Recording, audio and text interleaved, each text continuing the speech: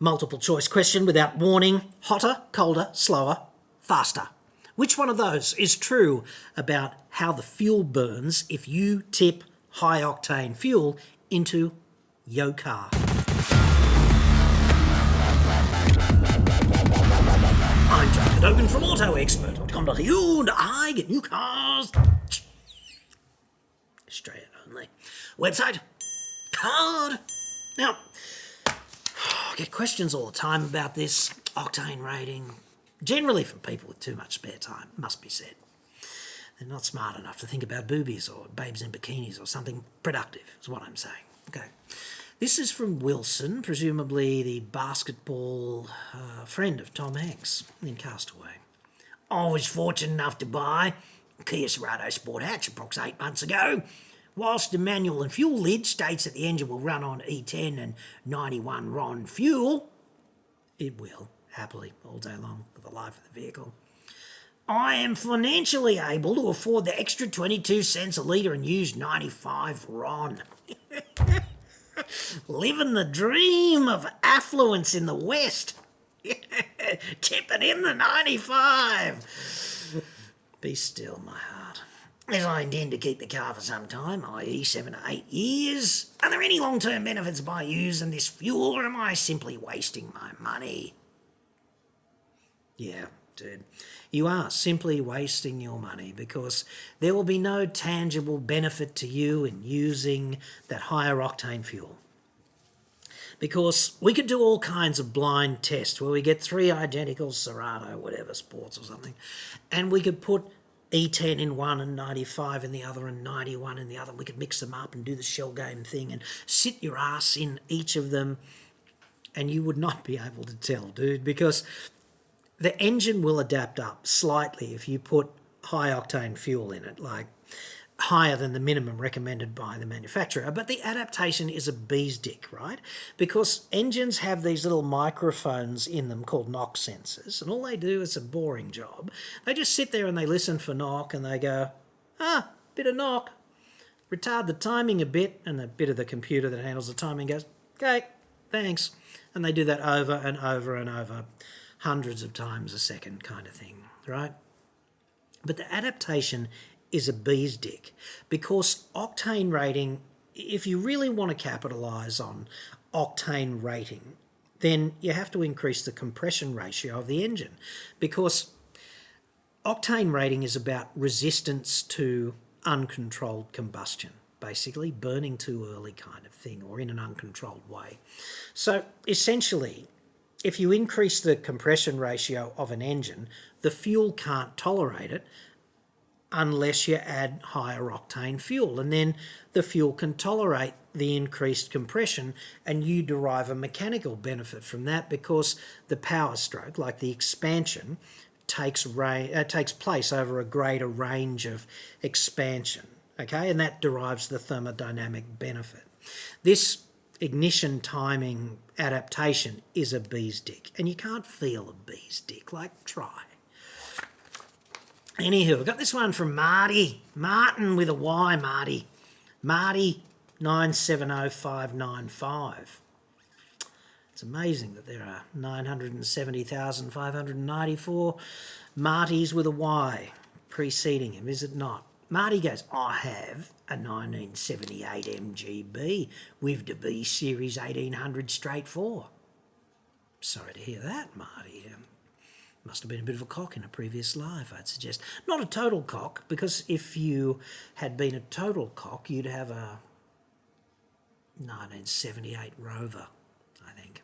Anyway, just interested in the octane rating and the heat of the burn in the cylinder during the power stroke. I would have thought the higher octane would have burned hotter.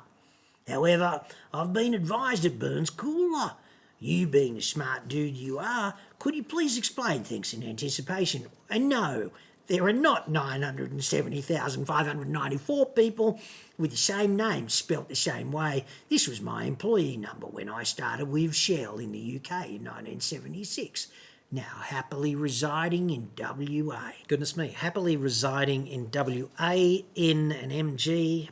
I guess that's better than happily residing in Adelaide in that Rover, but Bees dick. Speaking of bees dicks, that's a bit like octane rating, okay? So in terms of hot and cold and all of these things that people talk about in their beard-stroking bullshit conversations about fuel chemistry, the one caveat on this, okay, is that the mass density of high-octane fuels is typically a bee's dick higher than the mass density of a lower octane fuel if they're all octane, like gasoline. Not talking about ethanol blends, because the paradox of ethanol is that it's a high-octane fuel, but it's got a low energy content. Okay, we'll get to that.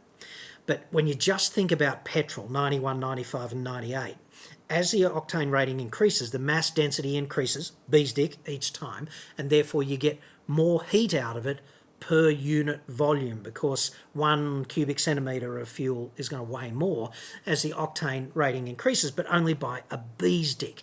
And when people say hotter or colder, they're really talking about either heat, which is a form of energy, or temperature, which is a level of molecular excitation, I guess you'd call it. And they're different things, okay? So when you think about heat and temperature, you talk about burning fuel in a car, the octane rating is not really salient to the amount of heat or temperature of combustion, because other factors are far more important.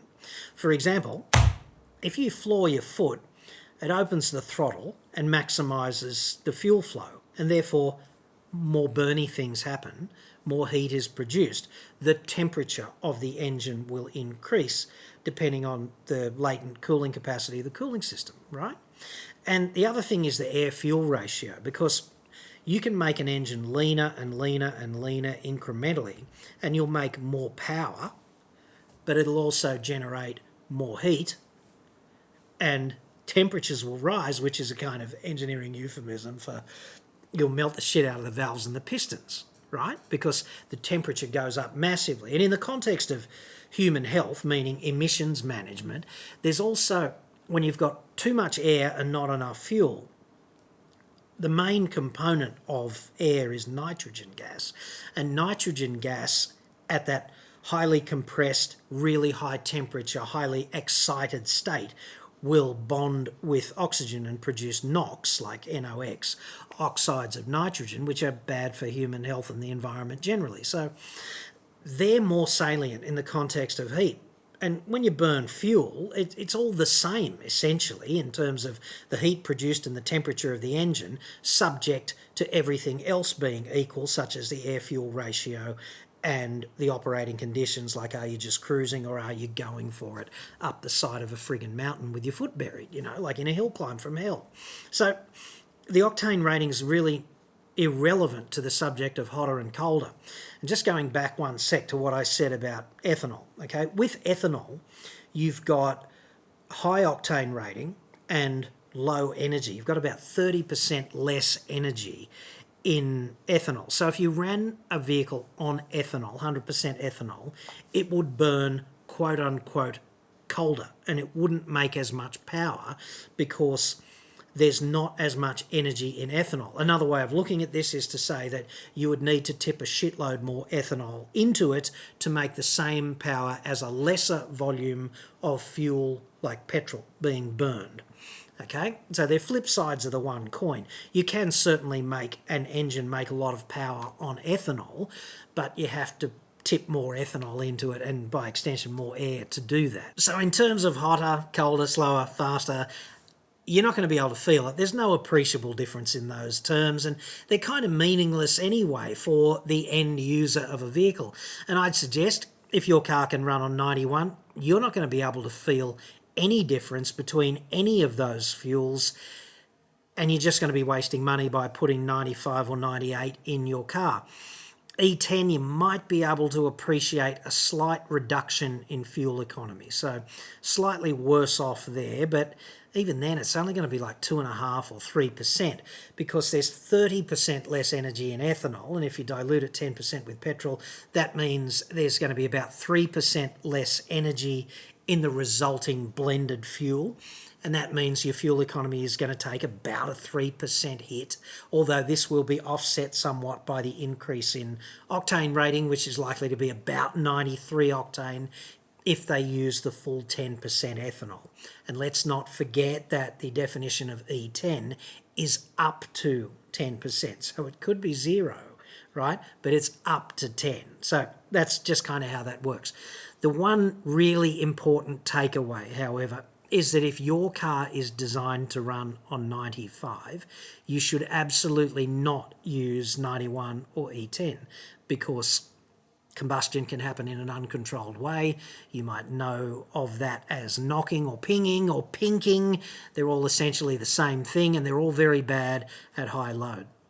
And the same goes if you've got a high-performance car tuned for 98 octane fuel. If you run 95 or the other two in that, you're just begging for disaster there. So don't do that, no matter how attractive the proposition of saving money might be in the moment. You could just be inviting a very expensive disaster into your monthly budget, and you don't want that.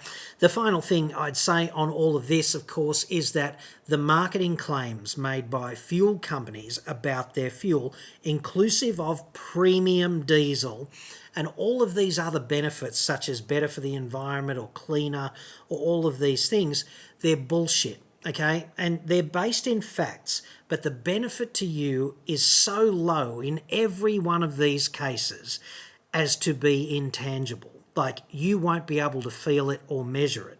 You'd have to go into a laboratory to appreciate any difference. So the benefit to you is 0, and the difference is, well, the biggest impact on you is going to be in your wallet, right? If you don't need the high octane fuel, don't bother with it, because your car is not going to run any better. It's not going to be any cheaper to maintain over the long term. It's just marketing hype.